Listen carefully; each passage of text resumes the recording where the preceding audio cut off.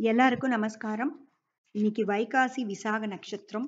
வைகாசி விசாகம் அப்படின்னாலே நம்ம நினைவுக்கு வர்றது நம்மாழ்வார். நம்மாழ்வார் பாடிய 4000 திவ்ய பிரபந்தங்கள்.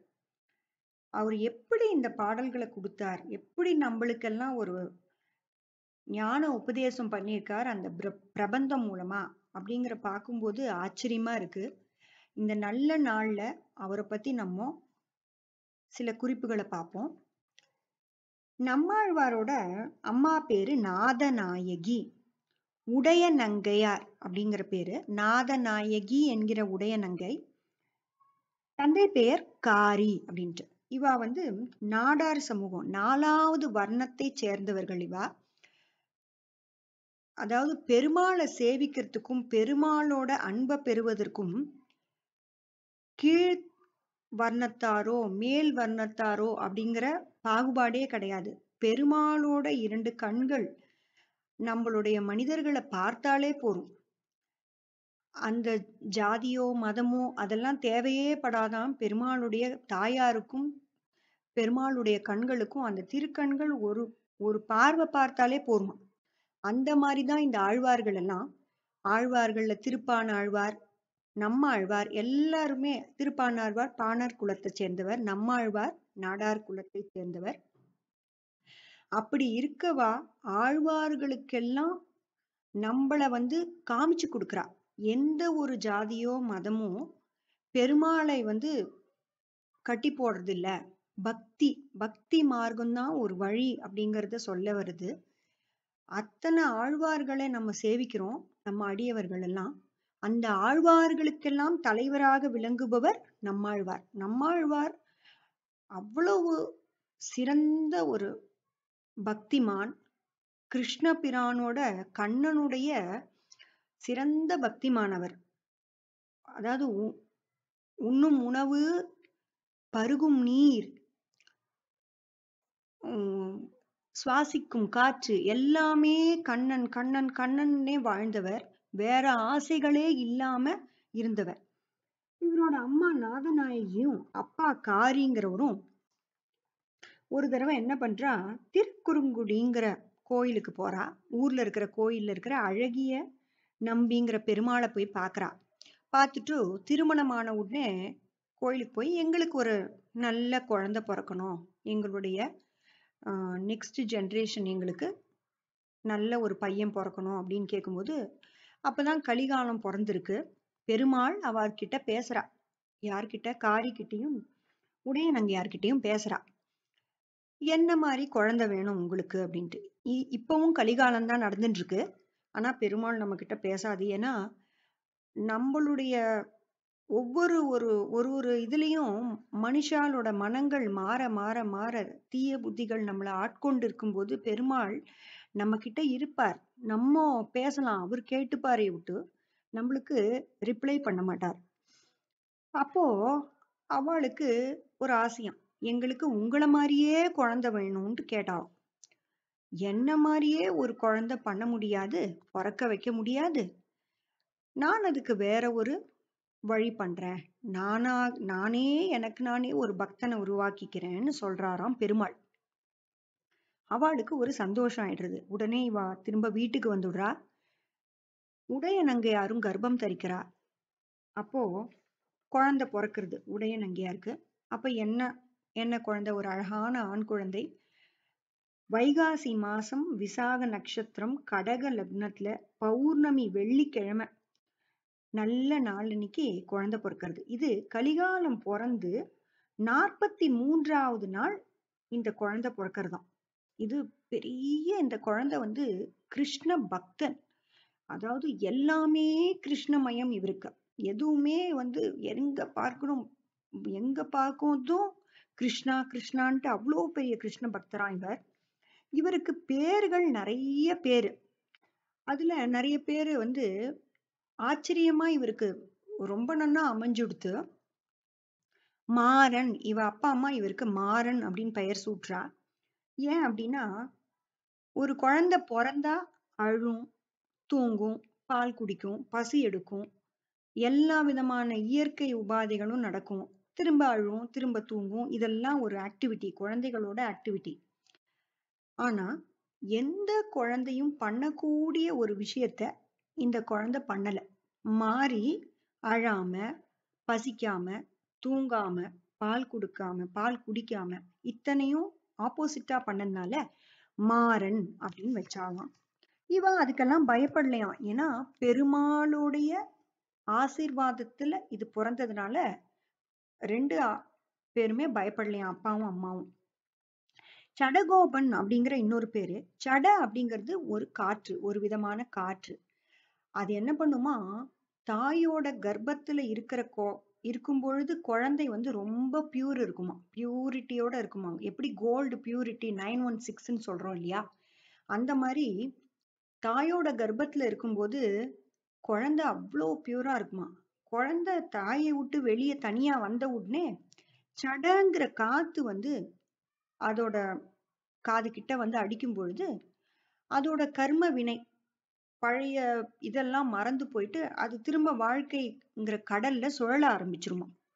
அந்த அழறது, தூங்குறது, பால் குடிக்கிறது, வளருறது, எல்லா விதமான ஆக்டிவிட்டி சைக்கிள்லாம் வர ஆரம்பிச்சிரும்.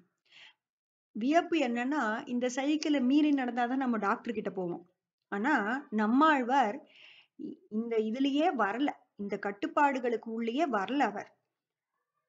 அந்த சடங்கிற காற்று அவர்கிட்ட அடிக்க வரும்பொழுது அவரு கோவிச்சுண்டு உஃப்னு ஊதி உதறி தள்ளினாராம்.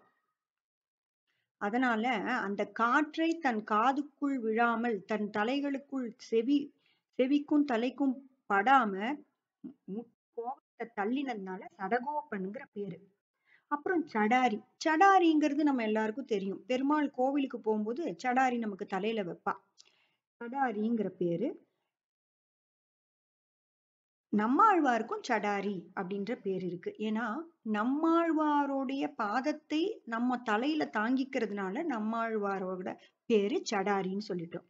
பராங்குசன் அப்படிங்கிற பேரு. பராங்குசன்னா மதம் கொண்டு ஓடுகின்ற யானையை பாகன் தன் அங்குசத்தினால அடக்கிறது மாதிரி நம்மாழ்வார் தன்னுடைய பிரபந்த பாடல்கள் மூலமாக பக்தர்களையும் பெருமாளையும் அப்படி ஒரு அன்பால கட்டி போட்டிருக்கார். அப்படிங்கிற பேரு பராங்குசன்.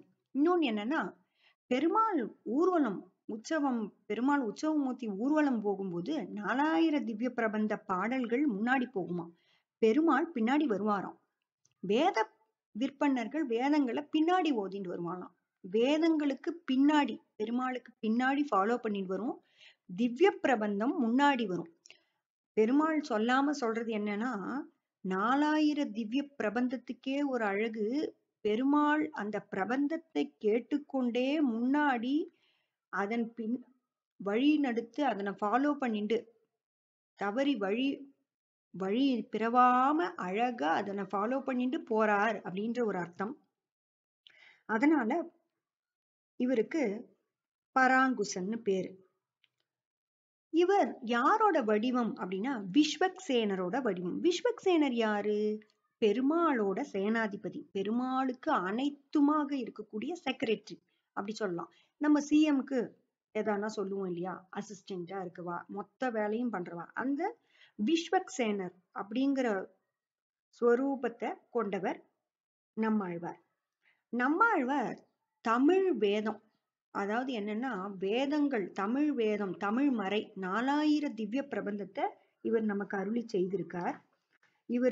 இவர் வந்து எல்லாருக்குமே ஒரு சிறந்த உதாரணமா இருக்கார்.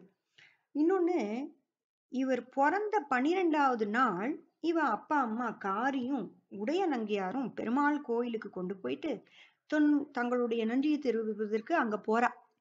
எங்க இதுக்கு திருநகரி, ஆழ்வார் திருநகரிக்கு போறா, திருக்குருகூர். அங்க போனா விட்டு அங்க புளிய மரம் ஒண்ணு இருக்கு. அந்த புளிய மரத்து பொந்துல போய் இவர் உட்கார்ந்து தவம் மேற்கொள்றார். 16 வருடம் வெளியில வரல. ஆனா அவ அப்பா அம்மாவும் கூப்பிடல, அதை விடுவோம். அப்போ 16 வருடம் கழித்து அவர் மதுரகவி ஆழ்வார் அந்த இடத்துலயே இருக்கிறார். அவர் தவம் மேற்கொண்ட அந்த ஒளி ஜுவாலை வந்து மதுரகவி ஆழ்வாருக்கு தெரியுது.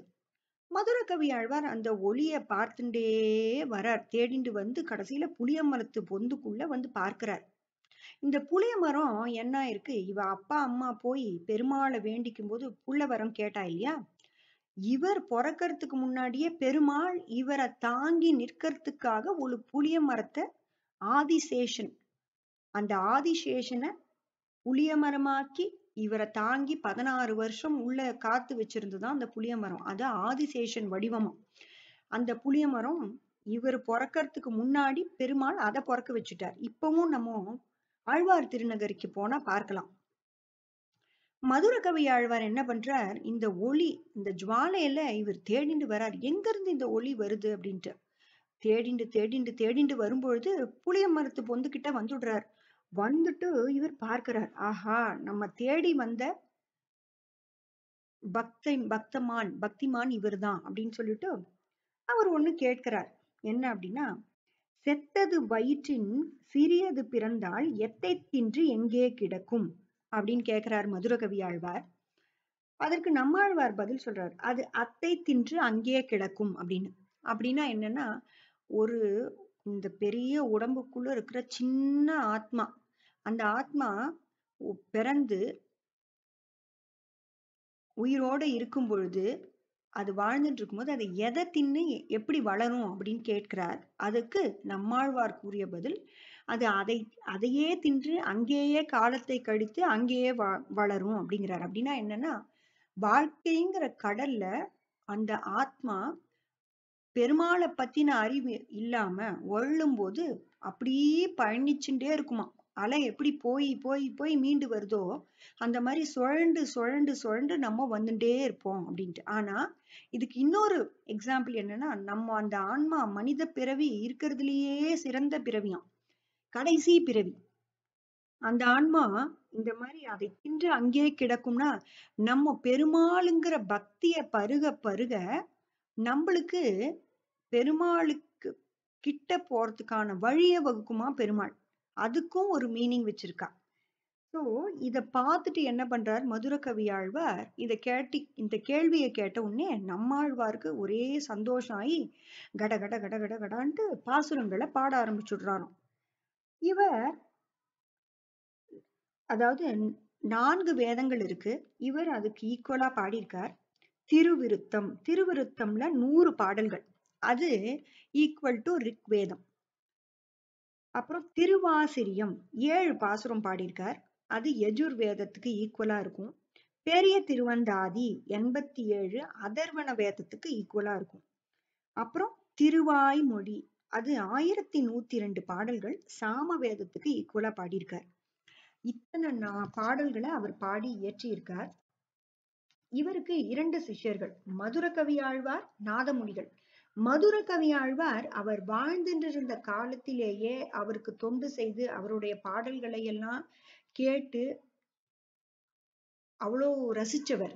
நாதமுனிகள் இவரால ஈர்க்கப்பட்டு இவருடைய காலம் முடிந்த பின்னாடி இவருடைய பாடல்கள் 12,000 தடவை பாடி அவரை கொண்டு வந்து நம்மாழ்வார் உயிரோட வந்து இவருக்கு சேவை புரிஞ்சு சிஷ்யரா ஏத்துண்ட ஒரு சிஷ்யர்.